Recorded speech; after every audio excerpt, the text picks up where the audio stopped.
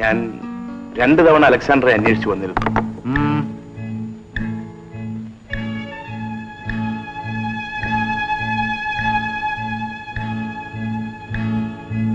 കുട്ടികളുടെ മുന്നിൽ വെച്ച് രാജു എന്നോട് വളരെ മോശമായി പെരുമാറി.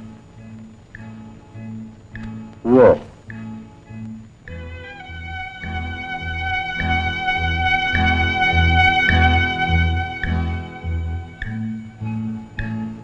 അലക്സാണ്ടർ അവനെ വിളിച്ചൊന്ന് ഉപദേശിക്കണം. ഇത്രയും മുൻകോപം നന്നല്ല. ആരോടാണ് സംസാരിക്കുന്നത് എന്നെങ്കിലും അവൻ ഓർക്കണ്ടേ? ചെറുപ്പത്തിൽ നിയന്ത്രിച്ചെങ്കിലേ കുട്ടികൾ. അച്ചോ, അവനവന്റെ നിലയും വിലയും അവനവൻ തന്നെ നോക്കണം. അല്ലാതെ വല്ല പീക്രിപ്പിള്ളയുടെ വക്കാലത്തും പിടിച്ചു വന്നാൽ വല്ലതൊക്കെ കേൾക്കേണ്ടി വരും. അലക്സാണ്ടർ കരുതുന്നത് പോലെയല്ല. കുട്ടികൾ കളിക്കുമ്പോൾ അബദ്ധത്തിൽ ഒരു പന്ത് തെറിച്ചു വീണതിന് ഇത്രമാത്രം ക്ഷോഭിക്കേണ്ട കാര്യമുണ്ട്? അതെയോ? ഇക്കണക്കിന് ഞാൻ വണ്ടി ഓടിച്ചു വരുമ്പോഴും പന്ത് തെറിച്ചു വരുമല്ലോ. അവന്റെ മുമ്പിലായി നന്നായി. ഞാനോ മറ്റായിരിക്കണമായിരുന്നു. അലക്സാണ്ടർ എന്താണ് ഈ പറയുന്നത്?